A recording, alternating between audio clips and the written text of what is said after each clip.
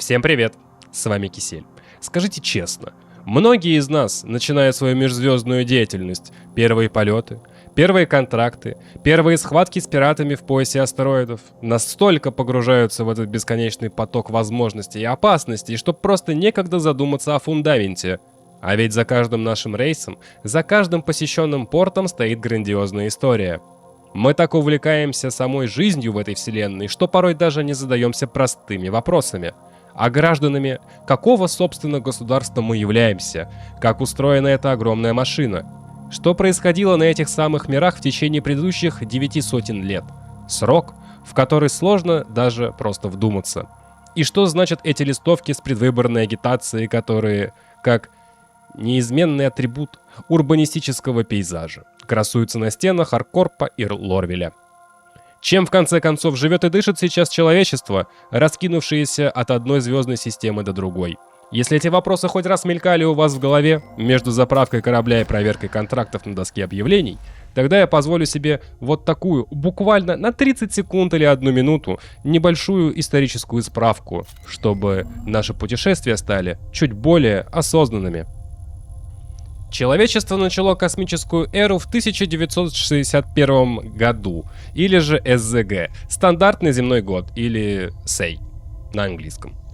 Немного лет спустя, в 21 веке, некто Робертс начал сбор средств. Сначала $6 миллионов, потом $157 миллионов, потом $500 миллиарда. В 2038 году он на полученные деньги основал компанию, которая собирала доллары дальше. И спустя 37 лет, собрав все доллары у человечества, вместо того, чтобы выпустить то, что они когда-то там обещали, они вкладывают все в создание самого первого квантового двигателя в истории человечества, который оказался способен перемещать корабль внутри квантового тоннеля со скоростью 20% от скорости света. С 2075 года у человечества началась эпоха экспансии в глубокий космос, чего не случилось бы, если бы RSI не собрали столько денег назло хейтерам. Эти же ребята из RSI, это если что Роберт Space Industries, в 2113 году выпустили линейку первых машин, используемых для терраформирования планет. Впрочем, следующие 250 лет примерно эти технологии только проходили обкатку внутри Солнечной системы. Первые технологии терраформирования занимали много времени и требовали улучшений, разработав которые, человечество впервые попыталось заселить планету за пределами Солнечной системы. Такой планетой стала вторая планета системы Кроушоу, которую назвали Ангеле. По результатам терраформирования этой планеты, нациям человечества стало ясно, что раздельные усилия по проникновению вглубь космоса просто неэффективны. И экспансия людей как вида должна направляться централизированно в рамках единого правительства, в связи с чем в 2380 стандартном земном году мирным образом в результате договора появилось единое человеческое государство, названное Объединенными Нациями Земли. Объединенные Нации сформировали первый общечеловеческий сенат, в котором был представитель от каждой нации. Сенат занялся руководством объединенными усилиями по колонизации других звездных систем, что привело к буму колонизации и началу эры колониальной экспансии человечества. 58 лет спустя в недавно открытой системе Давьен человеческий корабль под управлением Вернона Тара впервые столкнулся с кораблем инопланетной цивилизации Бану. И тут же ошибочно открыл по ним огонь, хоть они и не нападали. Прекратив ошибочную атаку, он сообщил координаты правительству, которое немедленно направило туда делегацию под командованием генерала Соколовича. Для попытки предотвратить возможную войну и попытки установления дипломатических отношений, что оказалось неожиданно успешно, ведь Бану оказались весьма миролюбивой расой, предпочитающей устанавливать торговые отношения со всеми известными расами галактики. Таким образом, в октябре 2438 года протекторат Бану и Объединенные Нации Земли подписали первое в истории человечества межзвездное, мирное и торговое соглашение с инопланетной цивилизацией, которое с тех пор уже на протяжении примерно полутысячи лет регулярно продлевается с каждым новым поколением в правительстве Бану. В связи с культурным представлениями Бану о контрактах, они считают, что контракты, заключенные их предками, это не их контракты, и предпочитают не вести исторических записей. Спустя 85 лет после этого количество колонизированных миров потребовало реформы правительства, чтобы представить место в Сенате представителям всех колонизированных планет.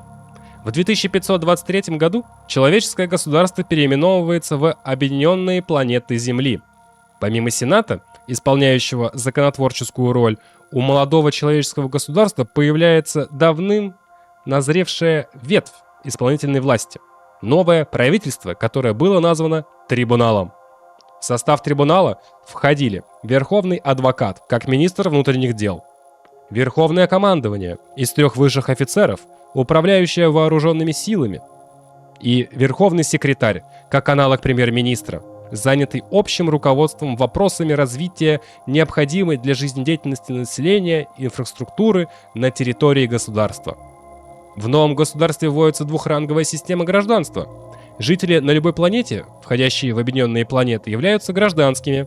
Они наделены едиными в государстве естественными правами, действующими на всех человеческих планетах. Однако они обладают гражданскими политическими правами лишь в пределах своей планеты. Люди же, проявившие себя в служении объединенным планетам, получают ранг граждан. В отличие от гражданских, граждане объединенных планет получают политические права на уровне всего государства. Они получают право избирать и быть избранными в Сенат, занимать должности в трибунале, а также получают налоговые вычеты. Ранг гражданина можно заслужить через службу в армии или через участие в иных сферах деятельности, подконтрольных правительству. 7 лет спустя человечество второй раз сталкивается с инопланетной цивилизацией.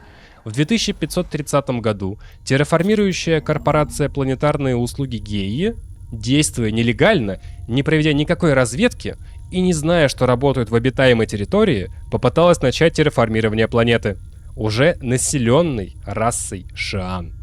Что повлекло со стороны последних военный ответ. Войска Шиан захватили объекты и персонал корпорации в заложники, удерживая их почти 2 месяца, устанавливая контакт с правительством объединенных планет. Правительство, поставленное в неловкое положение нелегальными действиями корпорации, но все равно обязанное обеспечить спасение своих граждан, сдалось требованиям Шиан не продвигаться в сторону границ их империи. После чего заложники были отпущены. И несмотря на то, что не произошло никаких боевых действий между людьми и Шиан, установилось недоверие, в связи с чем для обеспечения обороны границы с каждой стороны были установлены бесполетные зоны в 8 звездных системах, расположенных на границе территорий объединенных планет и империи Шиан.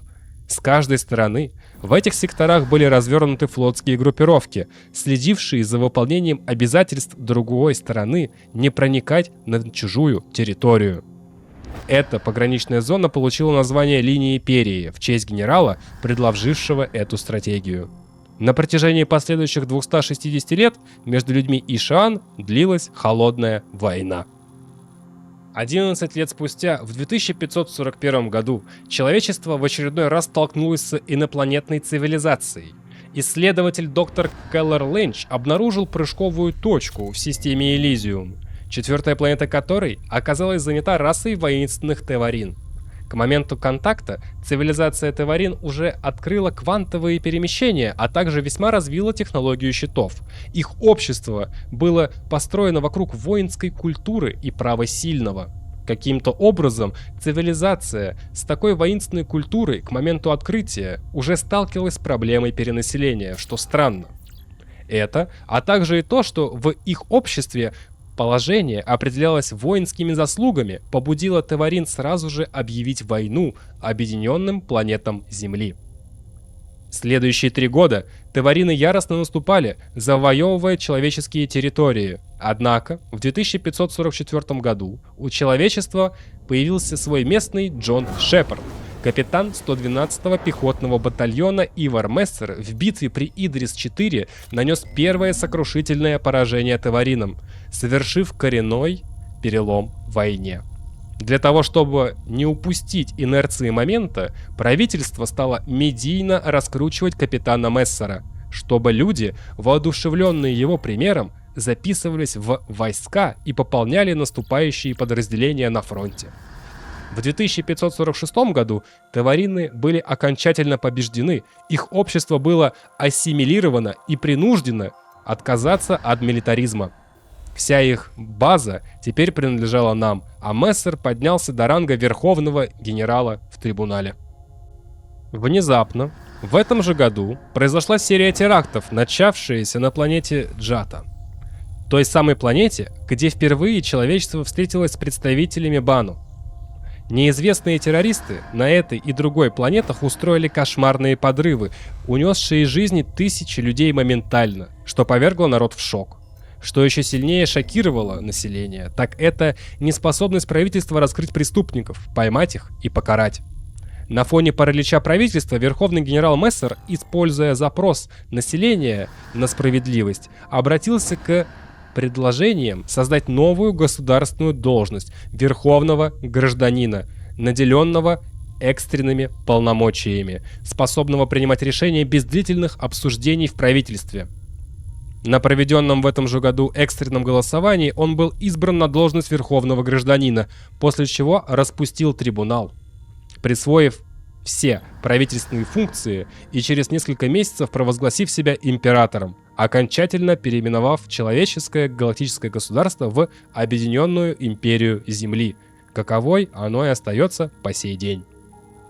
Спустя 56 лет остатки сохранивших воинскую культуру таварин попытались разжечь партизанскую войну против империи, однако, уступая в ресурсах, в флоте и буквально всем, последние воинственные таварины были побеждены при битве у Центавры, благодаря стратегии капитана Сквадрона 42, предлагавшей изобразить отступление для того, чтобы Сквадрон из засады налетел на флот таварин и уничтожил их щиты. Потерпевшие поражение таварины сбежали обратно в родную систему Элизиум. Однако, не имея больше никакого флота, они предпочли сжечь себя на кораблях об атмосферу бывшей родной планеты, таким образом закончив Вторую Таваринскую войну разгромной победой Объединенной Империи Земли.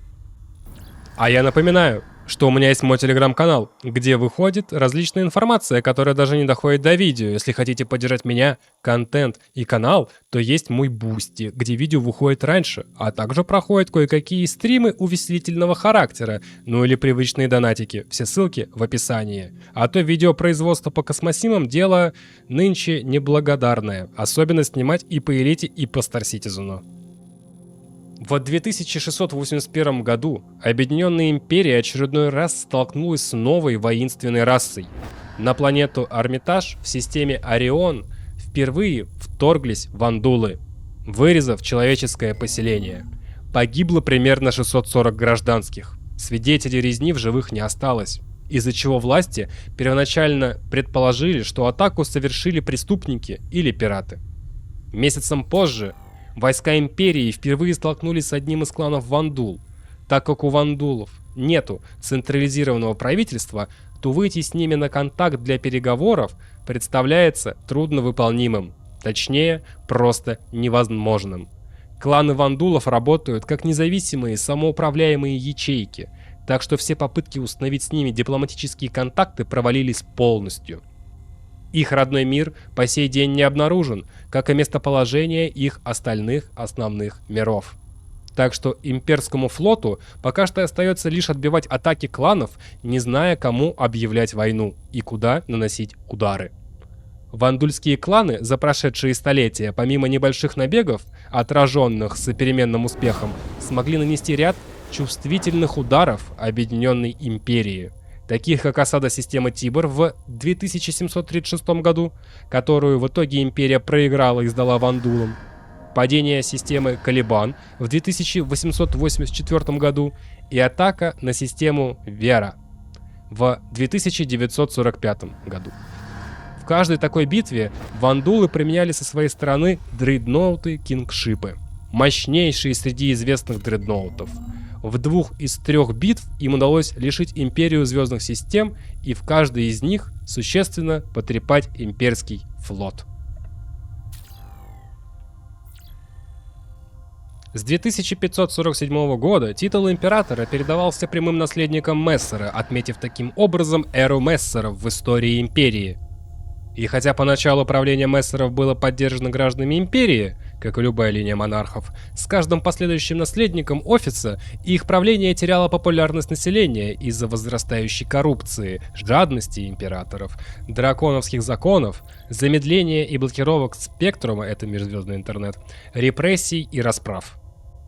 В 2757 году произошла расправа, поразившая все население империи. Ребенок рабочий Антоний Танака, валясь с ног от переработки после 16-часовой смены у станка на фабрике боеприпасов, отказался подчиняться приказу встать на вторую 16-часовую смену вместо другого работника, умершего от анафилактического шока. И был сразу же публично расстрелян агентом адвокатуры имперской межзвездной полиции. Видео его расстрела стало символом сопротивления движения за свержение Мессеров. Памятник ребенку установлен на станции Левски в системе Никс, управляемой отколовшейся от империи группировкой Народного Альянса, сохраняющей враждебность правительству империи по сей день. В 2792 году император Линтон Мессер XI продал права на вторую планету системы Герен корпорации Bright Worlds Terraforming Group. Императору, как и корпорации, было известно, что планета была населена видом разумных существ. Тем не менее, их вид был подвергнут экстерминатусу в процессе терраформирования планеты. Революционная группировка, названная в честь стирального порошка Тайд, выкрала и распространила по спектруму отчеты корпорации, содержавшие видеозаписи экстерминатуса развивающейся расы, что вызвало волну восстания у окончательно подавленного населения империи. Режим Мессеров был объявлен фашистским. Последний император династии Мессеров был убит спящим в своем офисе. В дальнейшем исследователями были вскрыты обстоятельства терактов на Жато. Выяснилось, что они были устроены самим же Иваром Мессером и его подчиненными для использования народного гнева с целью узурпации власти, что окончательно заколотило крышку гроба династии Мессеров. Государственное устройство подверглось полной перестройке, однако название должности лидера государства и самого государства не стали менять, потому что империум — это круто, а император защищает. Должность императора стала выборной, с ограниченным временем в максимум 2 срока по 5 лет пребывания в офисе. Избираться на должность императора могут все жители империи с рангом гражданин. Первый, избранный после свержения Мессеров император Ирина Той, восстановила правительство трибунала, установила день памяти расстрела Антония Танаки, подписала закон о запрете на экстерминатусы развивающихся цивилизаций, а также положила конец холодной войне Объединенной империи Земли и Шиан, разделив планеты линии империи пополам между расами и устранив всю пограничную военную инфраструктуру, включая противокорабельные мины.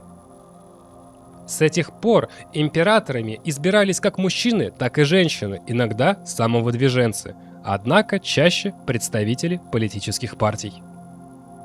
Централисты умудряются выступать одновременно за повышение госрасходов и снижение налогов, введение законов, усиливающих частную собственность, и при этом повышение государственного вмешательства в экономику. Универсалисты, как и централисты, выступают так за усиление регулирующей роли государства, однако при этом за сокращение госрасходов и снижение налогов на сверхприбыль. Транзиционалисты же, в отличие от предыдущих, выступают за транзит правительственных полномочий от имперского центра в сторону местных органов власти, повышение налогов на сверхприбыль и роскошь, повышение расходов на науку и образование, а также перенос столицы империи с Земли на Терру, где они базируются. Самым недавним императором от партии универсалистов был Келос Костиган, при котором было заключено торговое соглашение с Шиан. Его сменила профессор Лайлани Эдисон, занимающая должность по настоящее время. В выборах 1951 года, это был у нас, если что, 2021 год, она победила с программой повышения расходов на науку и снижение регулирования исследований искусственного интеллекта. в связи с чем ее предвыборная программа была щедро проспонсирована производителями оперативной памяти и видеокарт. Создание государственной программы для поиска затерянного колонизационного корабля «Артемис», который исчез аж в 2237 году, и также повышение расходов на проект «Архангел», также известный как проект Синт-планеты в системе Хронос. Последнее весьма странно, потому что проект Синт-планеты, стартовавший в 2872 году, как следующий шаг после запрета на терраформирование планет с разумной жизнью, хоть и был изначально популярен у населения, с течением времени превратился в дыру по отмыванию денег и подвергается критике населения за невероятные растраты без продвижения строительства и наличия хоть каких-то видимых результатов. Прошедшие выборы крутились именно вокруг проекта Синт-планеты, где кандидаты со стороны других партий обещали раскрыть публике финансирование проекта, что было весьма популярно у населения, однако победила самовыдвиженка с совершенно противоположной программой, что поднимает вопросы о реальности демократии в империи.